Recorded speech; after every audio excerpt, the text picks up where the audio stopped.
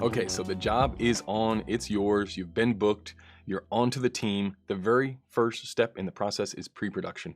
And if you know myself, if you know the podcast, the YouTube channel, you know that pre-production is vitally important, right? There are steps and decisions that you make along the way that if you screw them up in pre-production, you can't fix them on the day. You can't fix them on set. There's just no returning from that point. So pre-production, getting across it as fast as you can is of the utmost importance in order to maximize your efficiency on the day, to maximize your results that you get from set. So we're not going to go over the entire pre-production ecosystem, and there's an entirely separate course on that. It's 6.5 hours. You can check that out if you haven't already. But here we're going to go over the main elements that are pertinent to this job.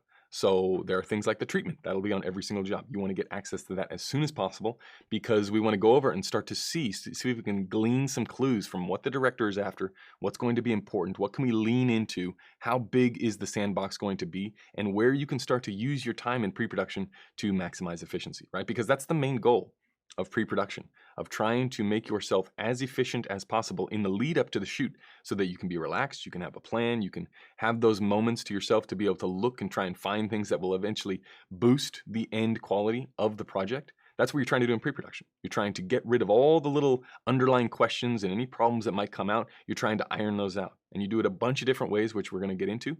But really, for our purposes here, we're going to be looking at the treatment, and we're going to be looking at the agency boards that come in, and then talk about how that fits into figuring out just how big the sandbox is. Like, what toys are we going to have access to? How big is the shoot going to be? What style is the shoot going to be? Really, for a cinematographer, as soon as you can determine that stuff, the earlier on in the process you can determine the size, scope, and the expectations that people have on the team of what the end result is going to be, the better placed you are to be able to provide that.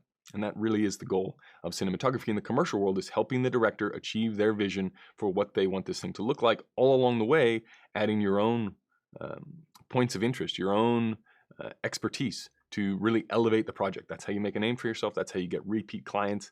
And that's what we're going to try and do with this commercial here. So this pre-production process is always going to be different. Every job is its own unique thing, and every pre-production process is slightly different, but there are the basics that are always in place and things that you're always going to want to get across. So we're going to jump straight in to the treatment and the agency boards and figure out just how big this sandbox is going to be.